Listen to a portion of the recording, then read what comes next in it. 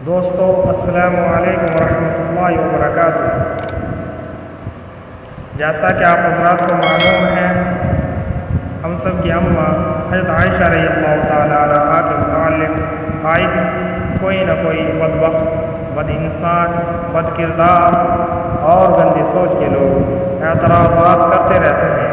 तो इन्हीं एतराज़ात के मुताल्लिक़ मक़सूद पटेल, जिनका ताल्लुक़ गुजरात से है, उन्होंने हज़रत डॉक्टर मुफ्ती यासिर नदीम वाजिदी से सवाल किए ताकि इन एतराज़ात का दफ़ा किया जा सके। और माशाअल्लाह मुफ्ती साहिब ने बहुत ही अच्छे अंदाज में जवाब दिए। आप भी देखिए, ऐसा है कि जो लोग ये एतराज करते हैं ना कि आप सल्लल्लाहु अलैहि वसल्लम ने हजरत आयशा सिद्दीक़ा रज़ी अल्लाह अन्हा से निकाह किया 6 साल की उम्र में और रुखसती हजरत आयशा की हुई 9 साल की उम्र में, जो ये एतराज कर रहे हैं वो दरअसल आप सल्लल्लाहु अलैहि वसल्लम की शख्सियत पर ही एतराज नहीं कर रहे हैं। कान खोल कर सुन लें, वो राम जी के ऊपर भी एतराज कर रहे हैं और लक्ष्मण जी के ऊपर भी एतराज कर रहे हैं। और इसको सुन लीजिए क्यों। उसकी वजह यह है कि सोशल मीडिया पर जो नौजवान टाइम वेस्ट करते हैं, अपना जॉब वॉब तो है नहीं, तो अब जो यहां आकर टाइम वेस्ट करते हैं, उन्होंने कोई स्टडी नहीं की, अपने मजहब के बारे में उनको पता नहीं है, 2-4 वीडियोस देख लेते हैं और उसके बाद वो एतराज करने लग जाते हैं, ऑब्जेक्शन करने लग जाते हैं। तो आप सल्लल्लाहु अलैहि वसल्लम पर तो ये एतराज बाद में होगा। ये एतराज आप पहले राम जी पर कर रहे हैं और उसके साथ साथ आप लक्ष्मण जी पर कर रहे हैं। और मैं जो यहां आपको जवाब देने वाला हूं, उस जवाब से आप न सिर्फ ये कि हम आप सल्लल्लाहु अलैहि वसल्लम का दिफा और डिफेंड करेंगे, बल्कि राम जी और लक्ष्मण जी को भी डिफेंड करेंगे। ये भी सुन लीजिए। सबसे पहले तो मैं आपको ये बताऊं कि आप राम जी पर एतराज क्यों कर रहे हैं। इसलिए कि अगर आप अपने मजहब की किताबें पढ़ेंगे तो आपको अंदाजा होगा कि राम जी ने जो सीता जी से शादी की थी, तो उस वक्त सीता जी की उम्र क्या थी? 6 साल थी। ठीक है। कैसे?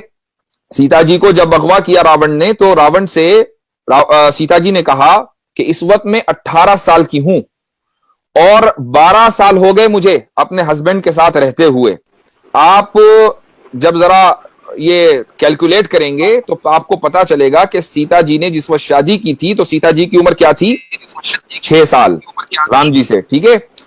अच्छा, अब आइए लक्ष्मण जी के पास। लक्ष्मण जी की बीवी का नाम क्या था? उर्मिला। और उर्मिला कौन है? उर्मिला सीता जी की छोटी बहन है। आप किसी भी अपनी हिस्ट्री की किताब में पढ़ लीजिए कि उर्मिला और सीता जी में कई साल का फर्क था। जिस दिन राम जी की शादी हुई है, उसी दिन लक्ष्मण जी की शादी हुई है उर्मिला से। ठीक है। अब अंदाजा लगा लीजिए किस उम्र में हुई है। तो ये जो एतराज आप सल्लल्लाहु अलैहि वसल्लम के ऊपर होता है, ये पहले एतराज राम जी के ऊपर होता है, पहला एतराज लक्ष्मण जी के ऊपर होता है। अब मैं आपको बताता हूं कि हम कैसे डिफेंड करेंगे इन तीनों को। जी। मैंने एतराज नहीं किया, ये एतराज मुसलमान की तरफ से नहीं है, हम डिफेंड करने के लिए आए हैं। इसलिए कि हमारे नजदीक जितने भी मजहब की मुकद्दस शख्सियत है, वो सब मुकद्दस हैं। एग्जैक्टली। ठीक है। हम किसी के ऊपर कीचड़ उछालना ना हमारे मजहब ने सिखाया है और ना हम ये कभी रहती दुनिया तक कर सकते हैं। देखिए, सब जो बात है वो ये कि इस्लाम में शादी की जो यानी जो रूल है वो ये है कि मर्द और औरत दोनों जिस्मानी तौर पर फिट हो, फिजिकली फिट हो, मेंटली फिट हो। ठीक है। उसके लिए कोई एज मुतय्यन नहीं है। ये फिजिकल फिट होना किसी भी एज में हो सकता है। ये डिपेंड करता है कि वो लोग किस इलाके से ताल्लुक रखते हैं और किस जमाने में रहते हैं। मसलन आज अगर आप मेडिकल साइंस को देखें तो आप किसी भी डॉक्टर से पूछिए, अगर कोई लड़की आज के दौर में 9 साल की उम्र में फिजिकली फिट हो रही है, ठीक है, तो वो डॉक्टर के लिए कोई हैरत की बात नहीं है। यानी कोई हैरत की बात नहीं है। हो सकता है फिजिकली फिट हो, मेंटली फिट हो। और अच्छा, आए दिन ऐसा होता रहता है। हाँ, अगर 9 साल से कम उम्र में वो फिजिकली फिट हो रही है, यानी, और फिजिकली फिट होने का क्या मतलब है? उसको मेंस्ट्रुएशन आ रहे हैं, उसका मंथली साइकिल शुरू हो रहा है। ठीक है। तो अब वो डॉक्टर के लिए एक फिक्र की बात होगी, भाई इतनी जल्दी ये कैसे हो रहा है। एक बात।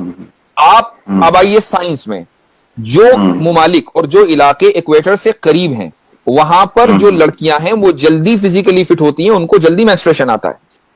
ठीक है। सऊदी अरबिया का जो इलाका है वो इक्वेटर के ऊपर है बिल्कुल। तो वहां पर जो लड़कियां हैं वो जल्दी फिजिकली फिट हो जाती हैं, मेंटली फिट भी हो सकती हैं। ठीक है। अब इस्लाम में जो आपका जो वोटिंग एज है, वो मैटर नहीं करती कि आप वोट डालने के लिए किस उम्र में आप एलिजिबल होंगे। ठीक है, एग्जैक्टली इंडिया में वोट डालने के लिए आप एलिजिबल हैं 18 साल की उम्र में लड़की। ठीक है, 18 साल से कम उम्र में आप शादी करेंगे तो क्या होगा? इलीगल है कि लीगल है, मुझे बताइए। इलीगल है। इलीगल है, ठीक है। अब आ जाइए आप अमेरिका में। अमेरिका में जो है शादी करने की जो उम्र है वो क्या है? 16 साल। अच्छा, ठीक है। अमेरिका में जो सूबे हैं 50 तकरीबन, उनमें एक सूबा है टेक्सास। टेक्सास में आप चले जाइए, वहां पर शादी करने की जो मिनिमम एज है 14 साल। ओहो। रोमन एम्पायर में चले जाइए, इस्लाम से पहले, ठीक है, आप सल्लम से पहले, तो वहां पर शादी करने की मिनिमम एज थी, एवरेज एज, मिनिमम नहीं एवरेज एज थी 12 साल। और जो शरीफों के घर की लड़कियां होती थी वो और कम उम्र में शादी कर लेती थी। हजरत मरियम अलैहिस्सलातु वस्सलाम जब प्रेग्नेंट हुई हजरत ईसा से, तो उस वक्त हजरत मरियम की उम्र कितनी थी? 13 साल। ठीक है। अब आप आइए चाइना में। चाइना में जो मिनिमम एज है लड़की की शादी करने की वो है 21 साल। अच्छा।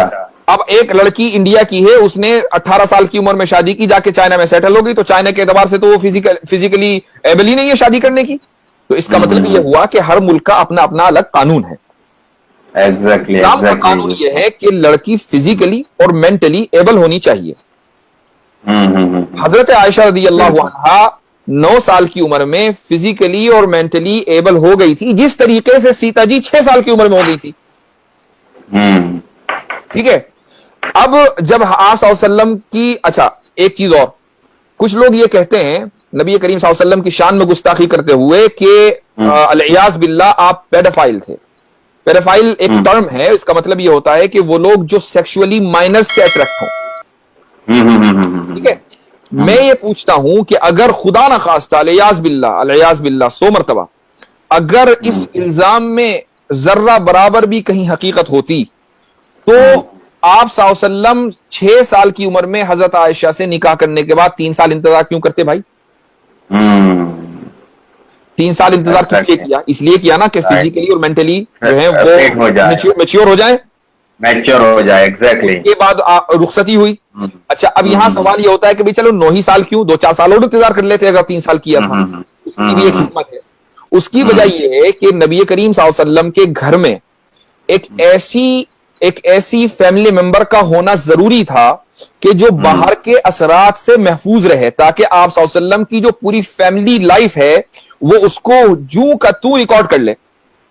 अब अगर एक औरत 18 की, 20 साल की, 22 साल की उम्र की किसी घर में आएगी तो वो बाहर के असरात से महफूज नहीं, उसका अपना एक कल्चर होगा, उसका अपना एक बैकग्राउंड होगा, उसका अपना एक सोचने का अंदाज होगा। ठीक है। तो वो मुकम्मल फैमिली लाइफ को रिकॉर्ड करने के लिए अपने आप को डेडिकेट नहीं कर सकेगी। यही वजह है कि इस्लाम में आधा इल्म तो हजरत आयशा रज़ियल्लाहु अन्हा से हमने लिया है। जी, और बहुत सारी हदीसें है जो माँ आयशा से वाबस्ता है कि भाई एक बार आखिरी सुन लीजिए, आप आखिरी बात सुन लीजिए। जब किसी लड़की का रेप होता है ना बचपन में, 6 साल, 8 साल, 9 साल की उम्र में, तो मुझे बताइए कि उस लड़की का जो फिजिकल और मेंटल ग्रोथ है ना वो तकरीबन रुक जाता है। वो लड़की जो है बिल्कुल डिसफंक्शनल हो जाती है, अब वो किसी काम की नहीं रहती, जो अब उसको बल्कि साइकोलॉजिकल थेरेपी की जरूरत पड़ती है अगर उसके साथ ऐसा हो जाए और वो अपनी जिंदगी बचा ले। यहां हजरत आयशा रज़ियल्लाहु अन्हा के साथ उल्टा हो रहा है। हजरत आयशा रज़ियल्लाहु अन्हा के साथ शादी होती है, 9 साल की उम्र में रुखसती होती है। तो अगर खुदा ना खास्ता ये रेप होता तो हजरत आयशा तो डिसफंक्शनल हो जाती। वो डिसफंक्शनल क्या, वो तो पूरी उम्मत का जो आधा इल्म है वो सिक्योर कर रही है, महफूज कर रही है और पूरे सहाबा को पढ़ा रही है।